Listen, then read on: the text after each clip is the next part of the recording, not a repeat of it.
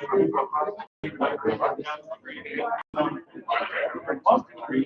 waiting for Theresa.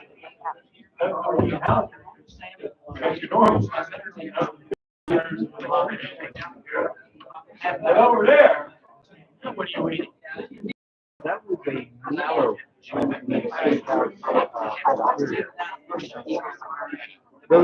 This series is. Yeah, I could figure which one. How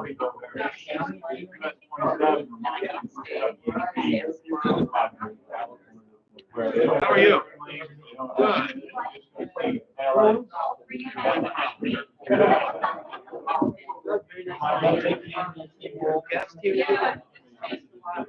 Really, what from? Oh, wonderful. Glad to have you. Yeah.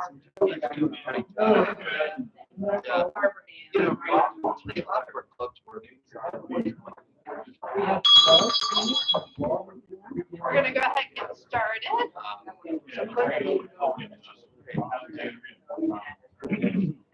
So everyone, welcome to the Rotary Club of Florence.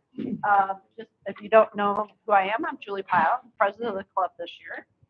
And I think I read from the district governor's email the other day, I have 4 months left. There you go. So we're getting there. We're getting there. Team 4 membership, who's going to do prayer reflection. You want to wing it? I will wing it. Yeah. Please bow your heads. Heavenly Father, we want to thank you for this beautiful weather today. Thank you for bringing all of us Rotarians together. We value the friendship and we value the camaraderie today. We do this in your name, in your glory. Amen. Amen. Thank you. Oh, you didn't pledge. The 4-way test, number 1. Pledge. Oh, pledge. Oh, wait a minute here, Julia. You got me. I know, I jumped on you. You jumped on me here. I jumped on you. Pledge allegiance to the flag of the United States of America and to the republic for which stands one nation under God, indivisible, with liberty and justice for all. The 4-way test of the things we say and do. 1. Is the truth. 2. Is it fair to all concerned. 3. Will it bring goodwill to all their creatures. And 4. Will it be beneficial to all concerned. Play ball. Play ball. Bye, Bob. That's all. We have guests with us. I'm going to ask Haley Schmitz to stand and tell us what you do. Where's Haley? Oh, hi, Haley. How's it going? Great. I was invited Friday and not told if I got here. I had. You know your name and what you do, right? Yeah. So, Ian invited me. I'm a local business owner raised in this area. I was raised at Classic Car Wash. That's my grandfather. So raised in the community with him. Actually went to work with Ian at the base. While there, I was bored, just on my own time, and started my own business doing embroidery. So now I've opened up an embroidery business on Wall Road. So yeah, I still help people at the car wash, and I have my own business. So Ian invited me out to get to know you guys and potentially join. Welcome. Great job. Great. Nope. That's it. That's it. You're good. I used to go see there and see the old guy at the end of it, making sure that everything was wiped off. That's Apple. Yep. Still there. You won't leave. Oh, Marie Schinkel. Marie, tell us what's going on. Well, I'm Marie Schenk. I've been here a few times. Yes. So I am a Florence resident, and I retired about 1.5 years from the Campbell County Fiscal Court as finance director, and enjoying grandkids and the weather. There you go. Good for you. Welcome. And I've met this gentleman, Doug Bolton. Doug, you want to stand and tell us what you do? What are you doing these days, Doug? Yeah, so many of you may have recognized my name. Publisher of the Business Courier, when you publish 15,000 copies of the newspaper and 10,000, your name gets emblazoned everywhere. But now I'm president at the Metropolitan Club, and have very proud also to be president of the Rotary Club of Cincinnati, and certainly have gotten to know Julie through our term together as president. Welcome, Doug. Okay, well, about a month, we're going to have opening day. It's going to be ready. You got to get ready. The Reds are going to be great this year. please go over here to Turfway and take the over on 80 wins, because they're going to have all that. And if they don't, I didn't say that. Okay? It's real clear. You can't find me at some point. But it's amazing how even at my age, when the Wildcats play well, it kind of gives you a little lift, you know? And when they don't, it doesn't give you a lift. So, but they played well this weekend. We had UC with a big win. Northern had a little bit of a downer. Hopefully we'll get them. They're still in the tournament, right? They'll have their Horizon League tournament. Yeah. So we go with that. We won't talk about Louisville unless Monty's here, and then I really rub it in. That's all we have. Thank you, John. Just a reminder, we have the box of greeting cards over there. So if there's a member that, you know, is going through a time, maybe death on family, or we haven't seen, grab a card, sign it, route it around so we can get that to them. Philanthropic Pints, second Wednesday of the month. We've had, it's been growing. I mean, we started with like 4 of us, and last time I think there was 8 maybe. And people from, there's been people from around the region. We had somebody from Sydney, Ohio the last time. So, but it's nice to connect with other clubs, see what they're doing, kind of do some collaboration type thing. So I encourage you to attend.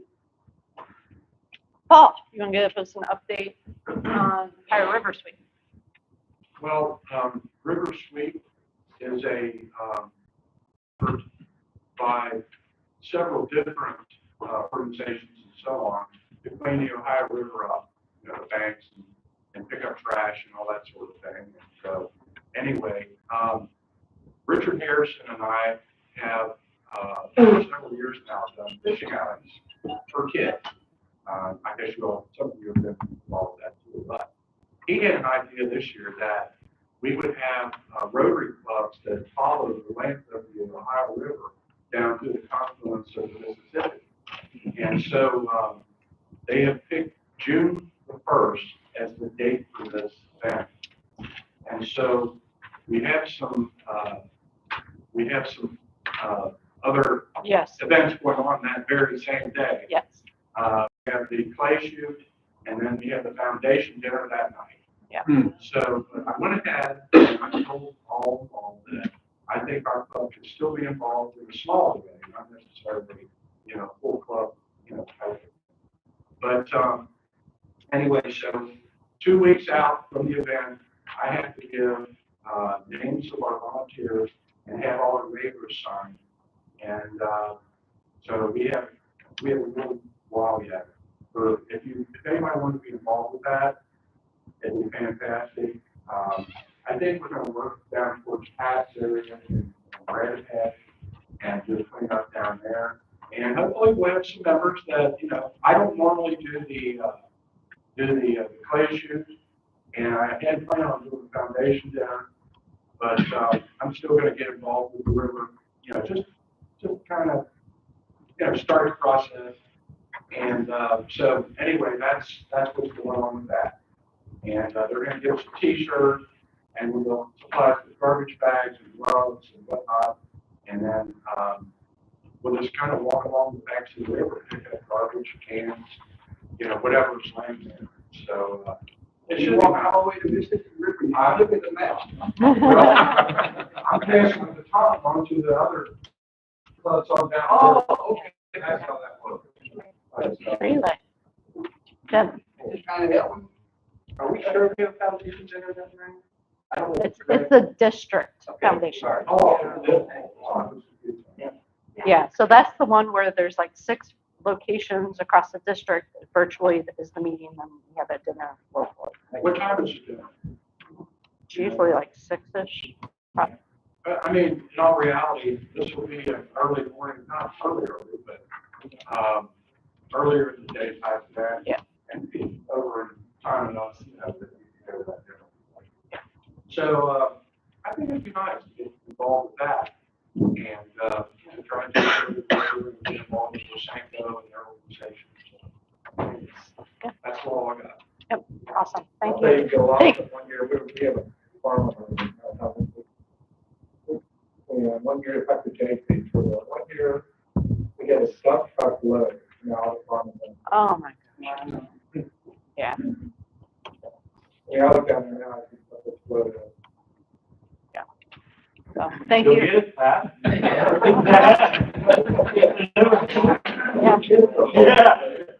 Oh, Pat. Yeah. So thank you, Paul, for leading that up. That's also state track meet on Saturday. And it's graduation weekend, so I'm gonna have family in town. Boone County, 125th That is also that. Yeah, so there's a lot of things on the verge. But that ties into when we did the survey of the club, the number one thing our club members wanted to participate in was community cleanups. So that ties right into it. There's a list of activities to get involved in. If you scan this QR code or go to the sign up sheet, that's where you can sign up for many activities. Barb reminded me of the Memorial Day Parade and the flag raising there, so I added that. If there's things not on there, let me know. I think if you want to be involved in clay shoot, you can sign up for that. It's just one sign up place for everything. Rotarians out and about. We had a wonderful day in Frankfurt last Tuesday. Don did a great job getting that day organized. We had, I think it was 10 with the girls. Probably, yeah. About 10 of us with the girls. We had 4 cars. Gary Hoff ended up going. I didn't know Gary was going. So, great day. Got to experience a lot of things. Michelle Keller was awesome as always. She's wonderful. So yeah, so hopefully next year we'll do it again. We can have some more Rotarians. We had Alicia from the Lexington Club actually joined us too. On Saturday, I ended up impromptu doing a session at Ed Camp, Northern Kentucky, which Ed Camp is a professional development for teachers. Eric Blankenship, who's the principal at Stevens Elementary, who've been doing a lot of partnering with, he and I did one about how to reach out to community and get the community involved. And we talked about Rotary, the bench project we have out there, the outdoor classroom, and the one-to-one reading coach program. So it's kind of impromptu things that happen on Saturday. Don't forget, April 29th is our open house. There's flyers on the table. If you need more, we have plenty of flyers. Please share that out. It's not going to be sit down. We're going to have more finger foods. All the teams should have trifold displays. If your team hasn't taken one, the trifolds are over there. Please sign it out. I know Don got one, Greg Palmer took one, and Michelle Owen took one for their teams. But the rest of the teams need to grab theirs, please. Save the dates. All these things are on that sign up genius. The district conference is Saturday, May 18th. I think it's just more of an evening function this year, dinner and some awards. Scholarship applications are open. The RILA applications are open. I think those flyers are up here up front. We are sponsoring 2 kids to go to that. I was at Ryle High School Friday morning. I will be getting the information for their senior exit interview. I talked to Elaine that day. Birthdays and anniversaries. We're going to kind of tag some different things in here. So, first of all, if you weren't here last week, we are doing certificates of memberships for new members, and we are also on members' anniversaries giving them a certificate because I know when I joined I didn't receive anything. So it's just a nice little thing. Attached to your certificate is your DAC TV information that we would like you to update it. And on the back of the sheet highlighted is how to get a hold of Marcus if you're not in DAC TV. So first one to come up will be Susan, because you didn't get your certificate. You got your PIN, but you didn't get your certificate.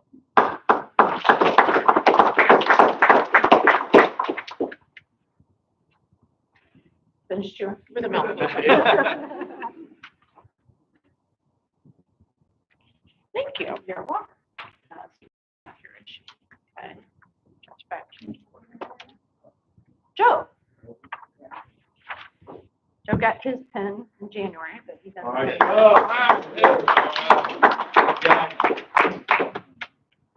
Thank you. I know that, I would go my head.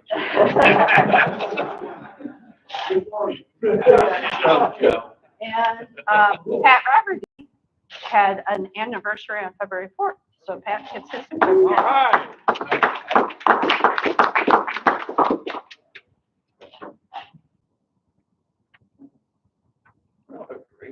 weren't here that week, so you're traveling, Mr. Traveler.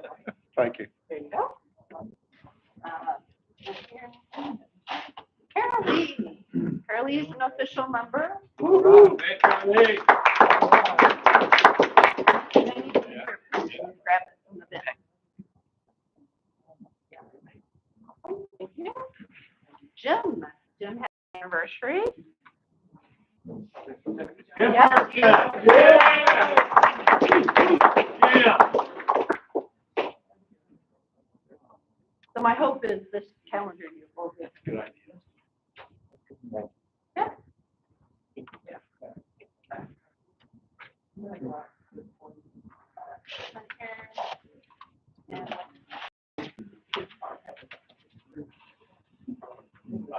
Anniversary. Happy dollars. They may have happy dollars. Bart. Well, I know you guys think I'm never here, but I was in California last week. I was so blessed to be able to go to California and spend a week taking care of my granddaughter while my daughter and son-in-law, they're both in the Navy, so they were doing Navy stuff. So I got to play with Clarabelle for a whole week. Aw. It was wonderful. And when she took me to the airport, she sat in her car seat and drove me to the airport. She said, Nana, you should stay 3 or 4 weeks. And she's 3 years old. That's worth it. Yeah, yeah. And I said, well, I have to go home and take care of Pop. And she said, oh, no, just go home and bring him back here. And Gigi, too. She just loves her great grand. Wow. So I got one happy house for that. And then, Yes. so, and then I am married to the Boone County Kiwanis Club president for 41 years, Yep. almost. And they're selling raffle tickets for a week in Beerville at the Wyndham Resort there. It's a 3-bedroom. The tickets are only $10. So if anybody wants one, come see me after the meeting. Thank you. Jamie? Yes, I'm very, very happy to be here. I love being with you this morning. It's just the career I have. It's just nice to be with you. But I'm here happy that I'm alive today. I was in the shooting at the Hollywood Casino, and it was very, very scary. And luckily, because it was really, really bad. So that's why I'm happy. I'm alive today. All right. Ian? That's a hard one to follow. Yes. My daughter is in the robotics program at St. Henry High School, and they competed at state this. They ended up losing in the quarterfinals, but they had a lot to overcome this year, and so that's a win. There you go. All right. Perseverance. Any other ones? Okay, well, I have put one in, and it was actually the same one as Jamie, that we're thankful that you're safe and that nothing happened to you at the shoot. Wow. So that was my happy dog. Well, I talk about it, fear it, and pray, and then I'm there, Yeah. Yep. Okay, so I'm proud to introduce our guest today. Theresa and I have been friends for I don't know how long, but she is a rock star. She's passionate. I don't know where she gets all of her energy from, and she has started an organization called FIESTA NKY, and it's serving our Hispanic families. And I have learned a ton from Theresa. I have so much respect and admire her so much, and for the work she does, because it's not easy. So, Theresa Cruz. Get yours up and then I'll do it. Perfect. Hi, Hi, Theresa. thank you all for having me here. It's an honor to talk to you a little bit about what I do and what I'm passionate about, and the people, thank you, and the people that I serve in this community. So we're going to be talking about understanding the Latino community in Northern Kentucky. FIESTA, which stands for Families, Inclusion, Education, Society, Traditions, and Access, which are all the things that are important to the Hispanic community. We are a grassroots nonprofit organization that serves the Hispanic community of Northern Kentucky. I say grassroots, and I mean grassroots. So if you come ever, you're all welcome to come visit me at my office, but every single thing in my office has been donated. We did not spend one penny. So it was accumulated in my garage until we got a space. And we looked at it and we said, you know, none of it's gonna match. And I said, it doesn't have to match. We have desks, we have chairs for people to sit in, everything. And if you go to my space, it's actually a really welcoming, homey space. We have been really blessed through just God putting people in my space. We got a box truck donated for our initiative. So we are able to go pick up food and bring it. We were donated desks, chairs. The Independence Library donated tables and chairs. We've just been. Okay. Oh, yes, the Kentucky ad. If you see our reception desk when you walk in, that was Tara from the ad who donated that.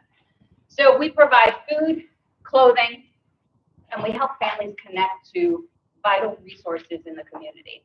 So the families that are getting here come here with nothing. And they get here and sometimes they don't even have clothes.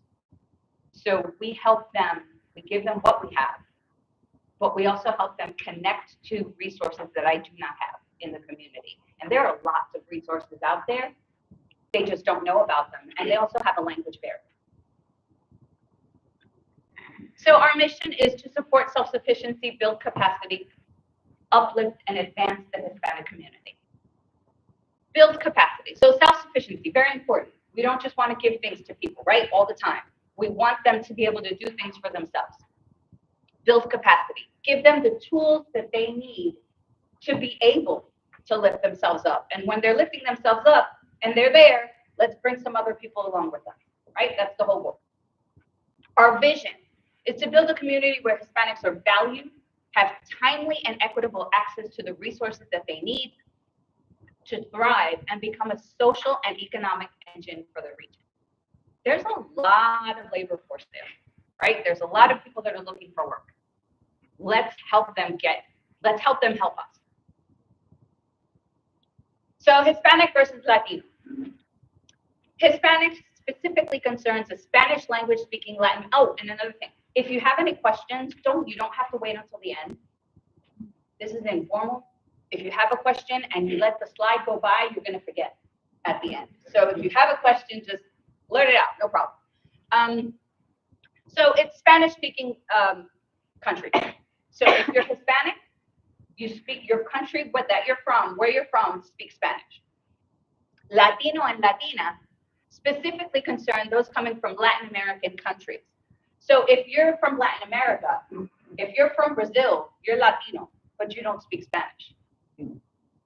Right? So if you're from Spain, if you're from Puerto Rico, when they say Latino, at first they didn't include the Caribbean.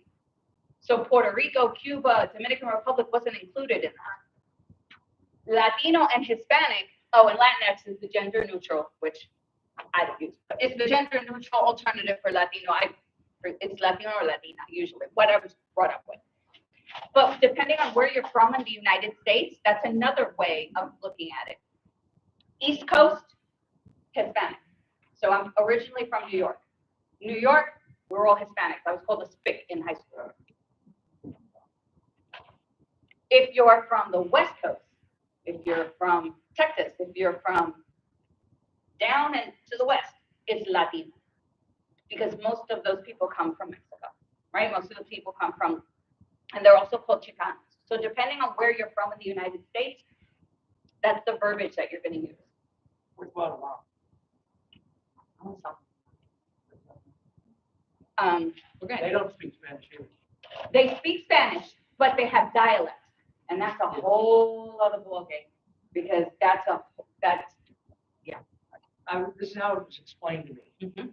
Like taking somebody from like New York area and putting them in the bayou, Louisiana. Yes. And yes. The difference in the. But at least they're speaking the same language. That's not even a language that only they know. At least with English, you have different dialects or different, but with that, it's completely different. And we do have a lot of those families here in Northern Kentucky. So diversity, we've got a lot of people coming in. Guatemalan, Venezuelan, Mexican, Nicaraguan, Cuban, go down the line. Each group is very, very different. So when people meet me, they immediately assume I'm Mexican. I am not. I'm Puerto Rican. Very different. Guatemalans have different values or different things that are important to them than the Venezuelan population, than the Mexican population. So what I'm trying to say is we have to understand the people that are coming into our area. The Guatemalan community. Guatemala is very poor, a very poor country. Their kids are taken out of school when they're 6 or 7 years old to go work. When they get here, kids don't know what school is. When they get here, the number one priority isn't for their kid to go to school. They're putting their kids in school because they have to. Hurry up, finish school so you can go to work because we need to go send money back home. Right? They are in survival mode constantly. Venezuelan population, extremely educated, very educated people. I've got tons of people coming in. I'm trying to help an electrical engineer and his wife who's an industrial engineer. They're doing packaging at Mobea because they can't get a job in their fields. So very, very different. They come here and they want their kids to do well. They want their kids to go to school. Same thing with the Mexican population. Those are the three biggest groups that are coming into Northern Kentucky right now. And then you got a few sprinkled in. I think there are a few Puerto Ricans sprinkled in here or there. And out of the whole group, Puerto Ricans are the only ones that are citizens. Yes. Repeat the three heaviest groups that are coming in. Guatemalan, Venezuelan, and Mexican. Okay. Yes. And we're talking about legal here in all cases? We're talking about Maybe not legal? could be, might not be. I don't ask that information when I'm serving the community. In my line of work, it's not a requirement, right? So we are helping others. So I do not ask that information. I do not ask if they have a social security number. I do not ask if they are legal citizens. You're hungry? I'm going to feed you. So, yes. What's the barrier of getting a job? Could be status, could be language. The three top, Also could be that their education wasn't recognized. oh, the education isn't recognized at all. So I've got engineers, I've got nurses, I've got tons of people that have degrees in their country and they get here and they can't put it to use. So there's no reciprocity. It happens from state to state. So imagine a completely different country. So it's language, it's education, could be status, different reasons. But the three things that we have found, I opened in November. The three reasons people have been coming in to see me: food, clothing, and work. That's it. Food, clothing, and work. You know what it is every day to have someone come in and say that they're hungry, they need food. Or, hey, we just got here 2 days ago and we have in January that we had that like cold, a couple of cold weeks. I had a family come in with flip-flops and shorts because they had nothing with them from Venezuela. And we were like, I got you. And it's very hard to see families. And when you meet these families, which is what I try and tell people, get to know the family and get to know their story. I have heard stories that Venezuelans have to cross 8 countries to get here. It's a 4-month journey on foot. 8 countries. When they get here, they have nothing. Right? They get here to a country they don't know. They are here because they're running from something. Recently, we've had an influx of families from Chiapas, Mexico. The cartel is kidnapping their children, their young ladies for human trafficking, and their young men to work in the cartel. I was shown pictures that I should not have seen of things that happen to families that don't pay the money or that don't give their kids. So these families are coming here for a reason. They're coming here not just to make money and have a better life. They're coming here for safety. They're coming here to protect their families. So it's a privilege for me to meet these families and get to know them. I use this a lot, so get used to it. So in the past 20 years, Kentucky, obviously, which is a state that did not have that many Latinos in it, we've had a 233% growth in the last 20 years. This is just Boone County schools. So this is 2013, 2014, 6.34%.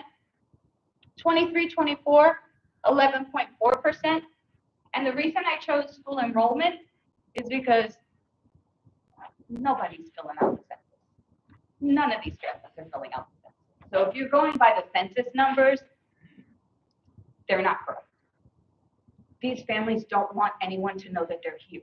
So they're not going to fill out the census. As much as we tell them, we want you to fill this out so we know how to better serve you, they're like, So these are the numbers that I tried to pull because this is the most accurate picture I can get of the community.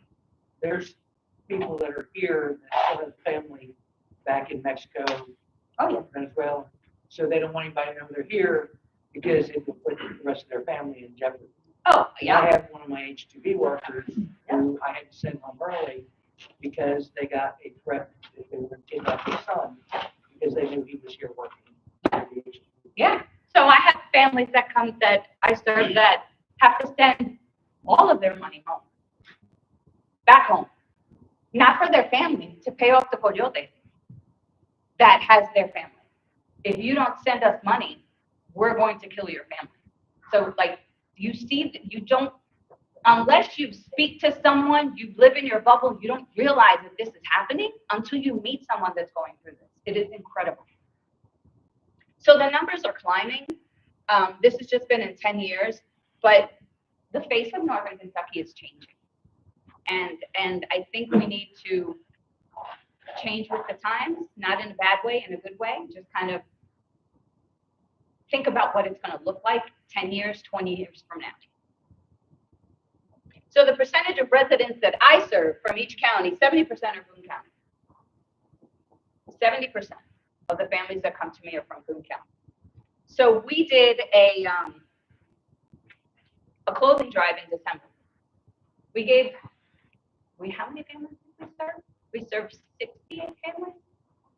51 of those families, 51 of those people that we served, the families we served, 51 children were from Boone County that needed clothing. So it's not just adults, it's children that are in need.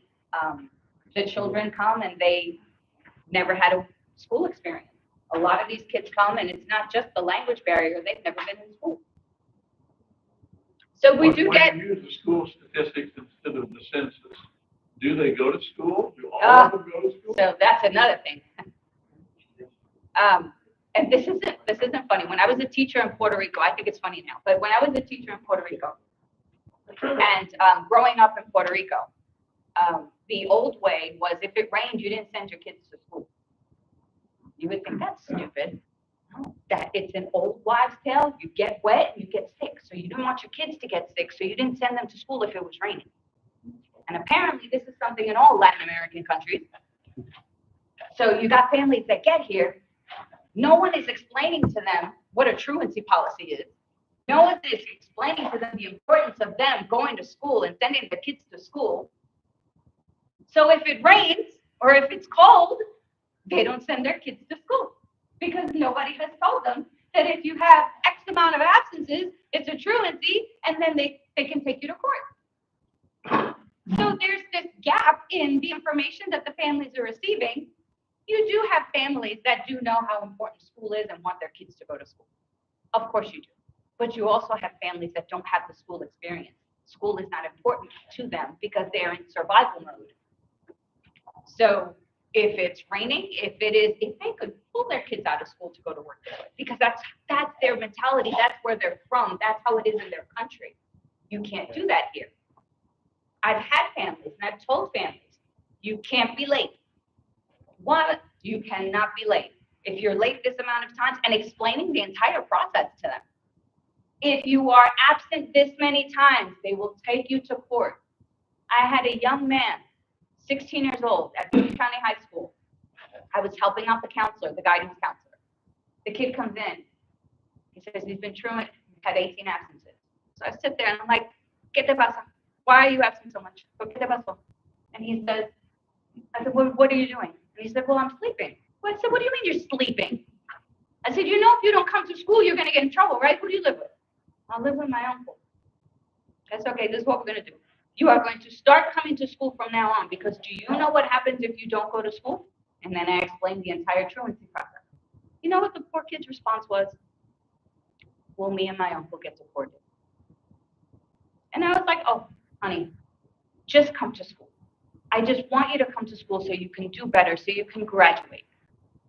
I said, there might not be a case against you yet, but I'm just letting you know what can happen if you don't go to school.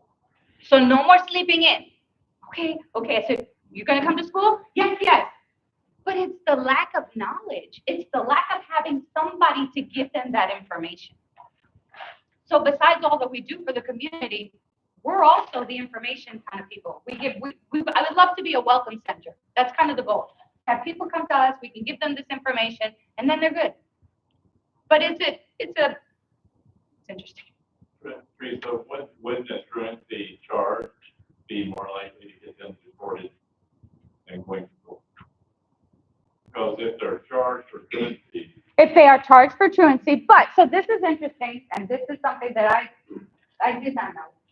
I was talking to a friend of mine that's in immigration, she works for an immigration lawyer, she's an immigration paralegal. She says, Teresa, when there's a raid, she said, that's a good thing. And I was like, do tell, explain that one. She said, well, because the people that they do pick up, they went from being number 3,000 to see the judge to being first in line to see the judge. Unless, and it's actually true, unless they have a criminal record, they usually don't send them home. Unless they have a criminal record. So, and I was like, really? She said, they don't. She said, unless they have a criminal record, then of course you will get deported. But if they are just citizens trying to work, we came here, you give them your story, we're here, I have a clean record, I just want my kids to go to school, they'll usually give you a work permit and let you stay. So she said, I have people that are looking for where the raids are. If they think that there's going to be they will literally go on purpose. And I was like, really? She said, absolutely. So it might be something that, and I didn't know this, I had no idea that that's how that worked, but unless you have a record, they probably won't deport you. They probably won't unless you have a criminal record. And having a truant, that would be, so I was telling him, don't, and the thing is that he didn't know any better. It wasn't that he was doing it on purpose because he was out doing something else. He was like, oh, I just wanted to sleep in. I'm like, oh, honey.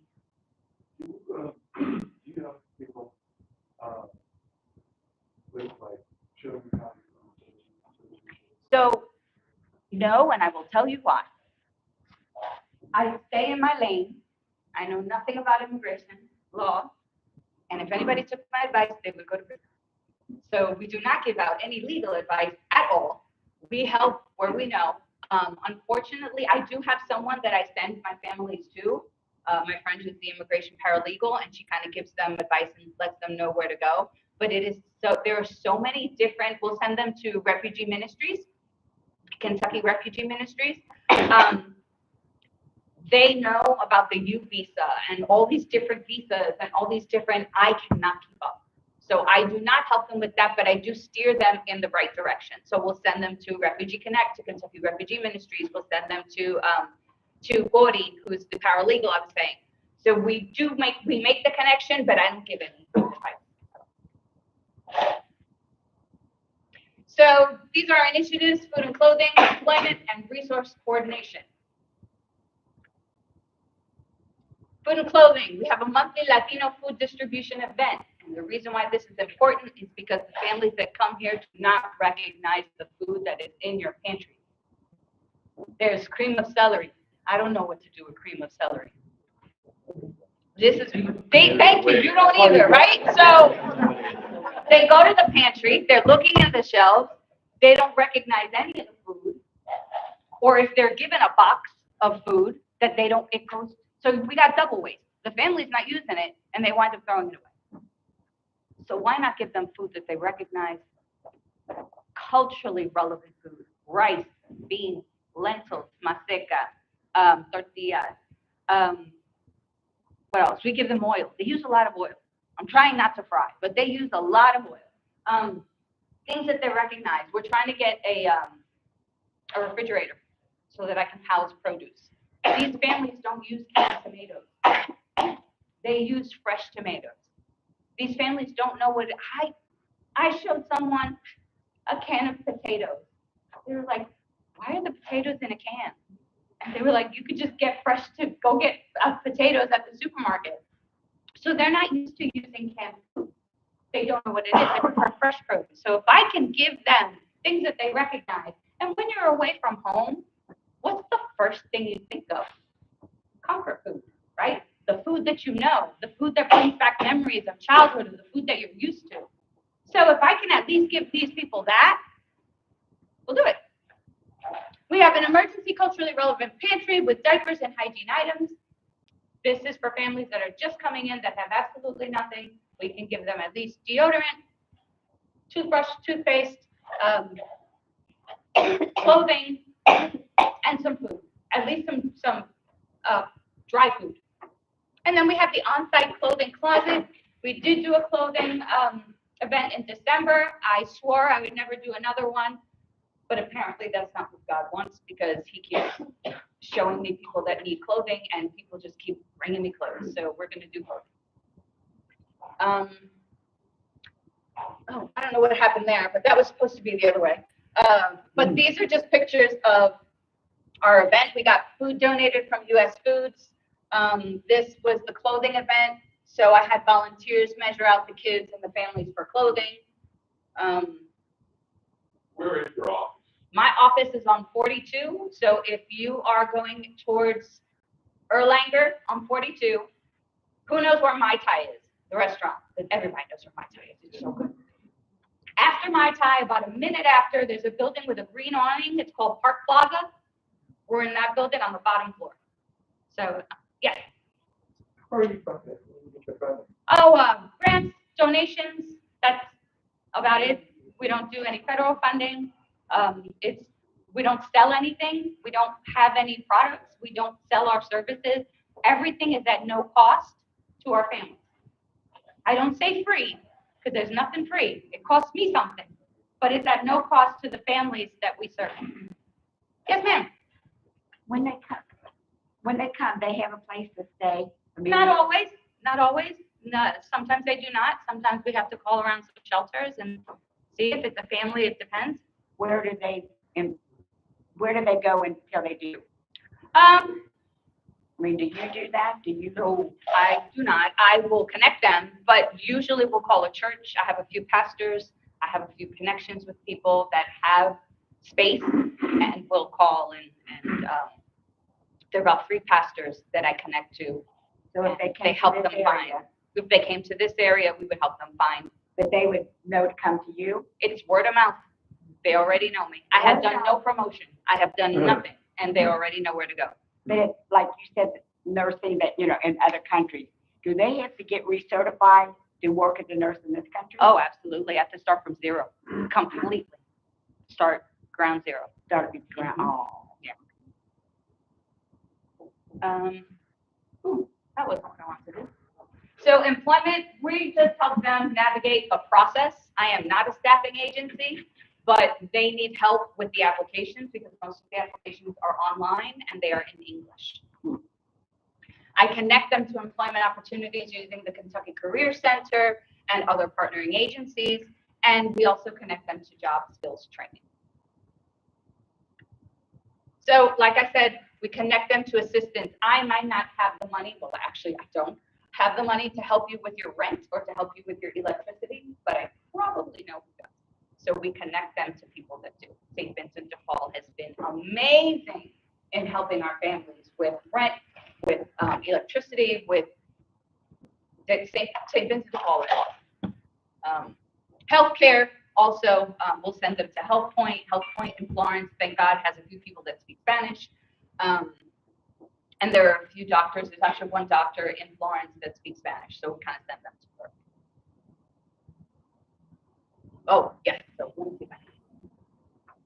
Please work. I really want this to work. Is that a video? Yes. John, and he is not Hispanic. John came to my office with a flyer in his hand. I think he is, because the flyer was in Spanish. So I think he assumed that none of us spoke English. So I opened the door, he hands me the flyer, and I said, "Hi, how are you? How can I help you?" He said, "I need clothing for my great-grandson. My grandsons live with me, and we have no clothes." I said, "Absolutely, come on in." We sat him down. Yeah, see, it's straight over there. I don't know why it's not straight here. Okay. So, and I called her Theresa, and she told me to come down there and talk to her. People has helped my family a whole lot here. They've been very, very nice. They have gave me food. They have bought clothes for my kids. They have helped my life considerable. all right. So, John is taking care of his elderly wife with dementia. He is 74 years old. He's taking care of 2 great-grandsons. He works painting and doing odd jobs on the side. How can I say no? Oh, you're not Hispanic. I'm sorry. I can't help you. Absolutely not. Come on in. Tell me about you. What do you need? How can I help you? Let's put that video in there so you see that this isn't just, yes, I work with the Hispanic community, but it's because I have an advantage. I speak Spanish. But we help anyone that comes through our doors. We've had other families that are white, that are not Hispanic, and we've helped them with food. We've helped them with anything we can. I mean, that's kind of the whole point of this. Yes, sir. You work with the Esperanza? No, I know them. I know Leo very well, but they're in Covington. Covington has got enough. Covington has got a lot of Guatemalans, and they're like concentrated. So they have tons of work, and just in Covington, like they're up to capacity. So when I created Fiesta, it was because the families here in Boone County weren't going up to Covington to get services.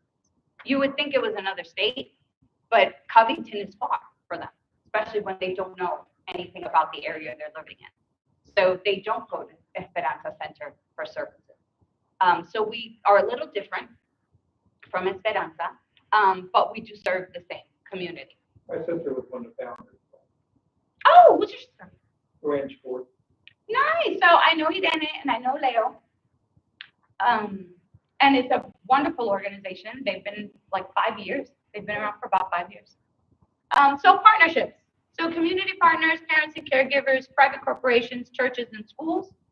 We get help from everyone. We partner with different agencies for help.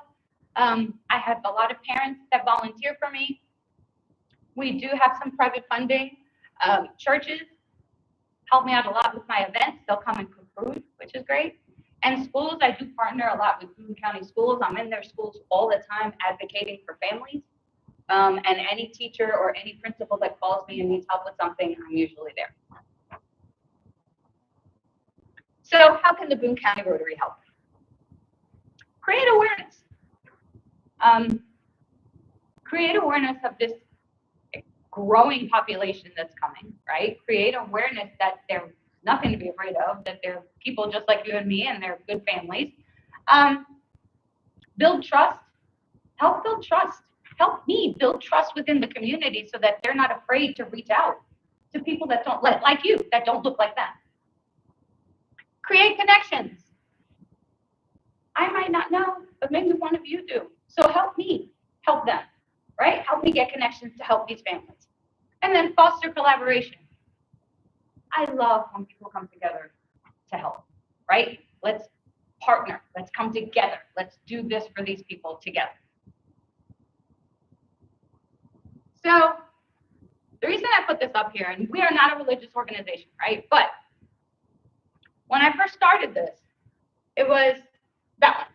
So love the Lord God with all your heart, all your soul, and with all your strength, and all your mind, and love your neighbor as yourself, right? This is what started this all 2 years ago. This is what God told me. I quit my job. I literally quit my job and started this. As the climate has changed, as other things have happened, and I started reading, and this is actually, I have these printed out in posters for my office. It says, "The foreigner residing among you must be treated as your native born. Love them as yourself, for you are foreigners in Egypt. I am the Lord your God." Right there, that's why I do what I do. I have a boss, and he tells me exactly what he wants me to do. And this is exactly what he's asked me to do. So that's kind of it. That's my contact information.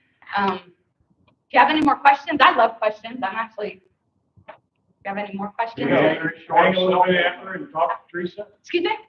Go ahead. I just said you have a very short cell phone. Oh, do you know what that was? I'm so sorry. I'll give you my real one. I can't remember. I just got that new work cell phone, and I couldn't remember the last four numbers of the cell phone, and I just forgot to put them in. But I will give out my personal cell phone. That's the work cell phone, which I don't think. Do you know? So funny story. No, funny story. I was told not to put my cell phone number on my card, and let me tell you why.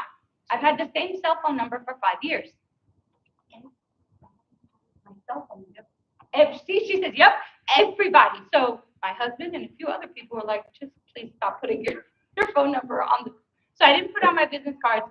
But I am happy to give out my number so that you can call me at 787-633-9907. That is my personal phone number. And I have it. And Julie has it. And please, it is not a scam. If I am calling you and it says spam risk from Puerto Rico, that's me. It might say spam risk. It's just me. So I'll text you and say, "It's Teresa. I'm trying to call you. Please pick up." Any other questions? Thank you, Teresa, very much.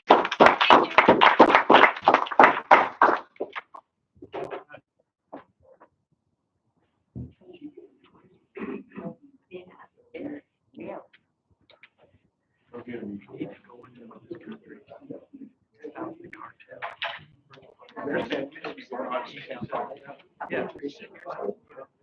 you. Yeah. Well, or you want to be in. I want to answer, but I chair the council. I saw some of this before.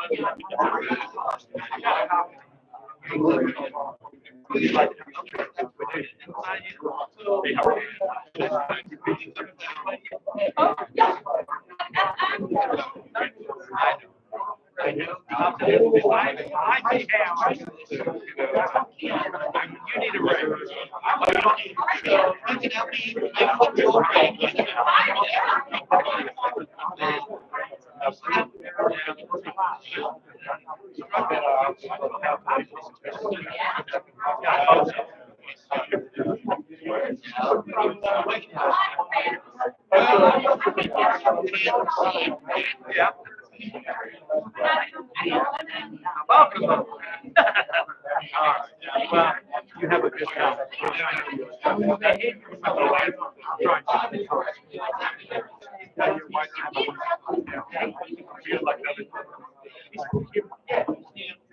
don't know it much, but it's not your.